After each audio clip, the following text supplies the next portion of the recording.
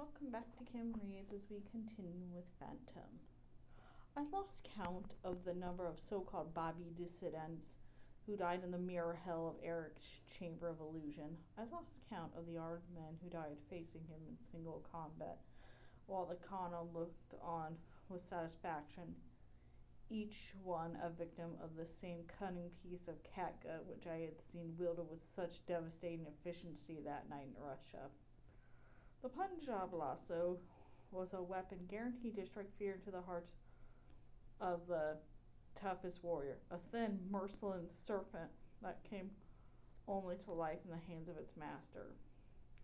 It amused the Khanum to boast that there was no man alive capable of surviving a contest in the air with her self-appointed angel of doom.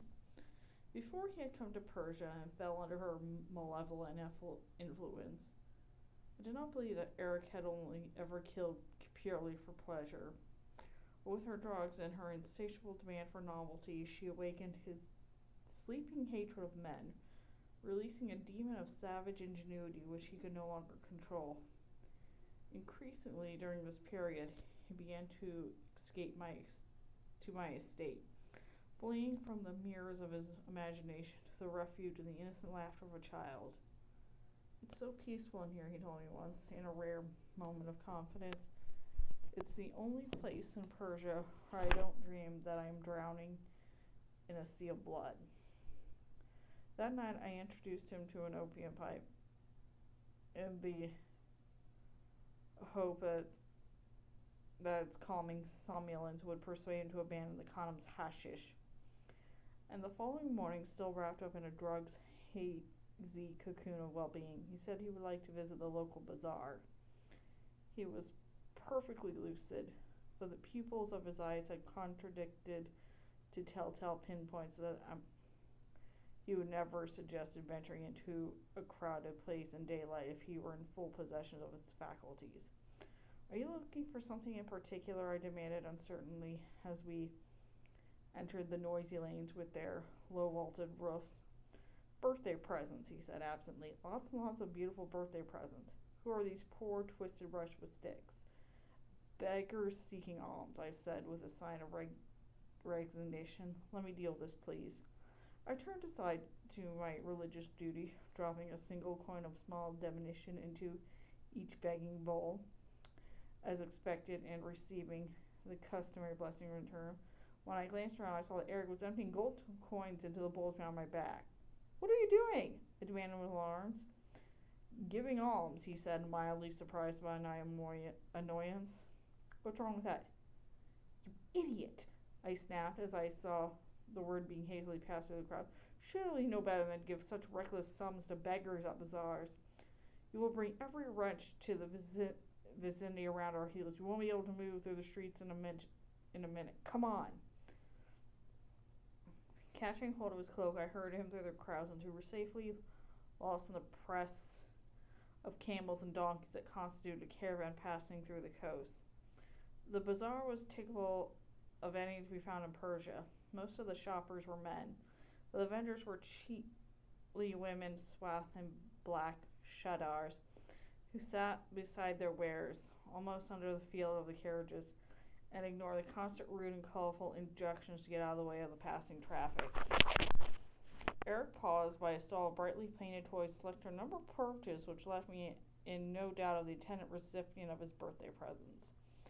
Numbered on a sweet cloud of opium, he was shopping with needless extravagance purely to please a blind child. And when the woman at his feet named a truly outrageous price, I was amazed to see him reach into his purse without demur. "It is customary to borrow before purchasing in a bazaar," I reminded him sternly. "That wretch is asking at least 4 times what she seriously hopes to receive." He glanced at the infant on the woman's lap and then at a small pinched face peering out from behind the door.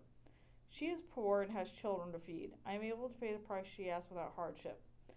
Why should I stand here and haggle with her like a miser? She expects it, Erik. I tell you, it is a custom." "Fuck your customs," he said succinctly. I watched dumbfounded as he dropped double the asking price on the woman's trembling hand and waved my servant forward to collect his purchase. "Now," he said, turning to me cheerfully, Tell me where I can buy an opium pipe and at least a crate of that heavy poppy cake one burns inside of it. Reza was waiting for us when we returned in the wheelchair to which he had become confined during the course of the winter. He was almost entirely blind now, but there was nothing wrong with his hearing, and I saw his face light up in surprise at the first sound of his idol's voice. "Did you get me a surprise?" he demanded eagerly. "Yes, lots of surprises," said Erik softly, wheeling the chair out on the sunny veranda beyond the garden. "Come with me and see." Come with me and see. No one else said that to Reza now, only Erik. And somehow on those lips those words never sounded sad or absurd. I had to be determined to reconcile their odd friendship, for whenever I saw them together, sheer magnitude of their perspective tragedies made me turn on my back my own jealous uneasiness. I tried to forget my son had chosen to worship a murderer of questionable insanity. One day I received a fright that made me face reality at last. I walked down the garden and unexpectedly to find my son stroking a handsome Siamese cat colored with huge diamond. There was no doubt over the identity of the animal. It was unquestionably the glory of the empire, who sat there with a king's ransom around her slender neck. The glory of the empire, the Shah's favorite and most treasured possession. "Are you quite mad?" I said fiercely at Erik. "Are you determined to have us all killed for crazy theft?" "Stop shouting, you're frightening the child. I shall return the animal before she's missed." "And whom shall I say how she came to lost her pretty collar?"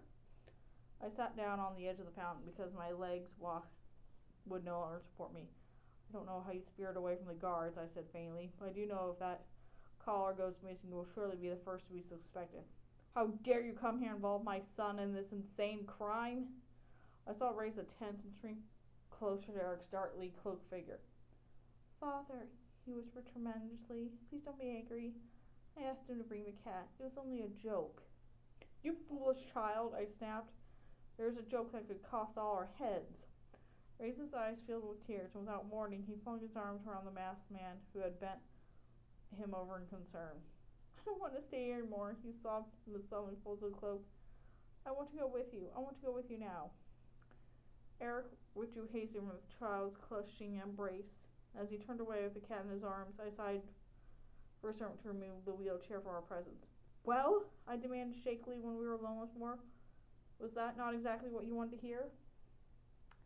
He did not answer. He passed one hand briefly over the cat's neck, and in a moment the jeweled collar was gone. I went up to him, keeping a hard grip on my turbulent emotions, and obliged him to meet my eye.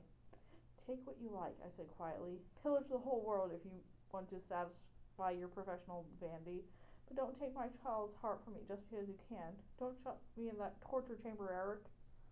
He turned to look back regretfully at the house, as though silently taking leave of something very dear to him. "All sensible men learn to close the door to thieves," he said sadly, and tucking the cat securely beneath his cloak, he went away. The matter of the cat's missing collar was never resolved. The Shah ragged and several of the guards thrown into the prison for negligence, but if he suspected Erik, as he surely must have done, he kept his own counsel. It did not suit him yet to part with a man who had performed so many unique and irreplaceable services, for now he was prepared to overlook the loss. And yet there were subtle nuisances that indicated his growing resentment of a servant who had made himself indispensable. Perhaps it had been amusing, even refreshing at first, to deal with a man who never used a courtesy title, who spoke to him as an equal and never stooped to fawning flattery. But all novelties pale in time, the Shah was notoriously fickle in his choice of favorites. Sooner or later, I know there would be a terrible price to pay. I only hope that I will not be able to be present when that day of reckoning finally dawned. And that's it for that chapter. See you next time.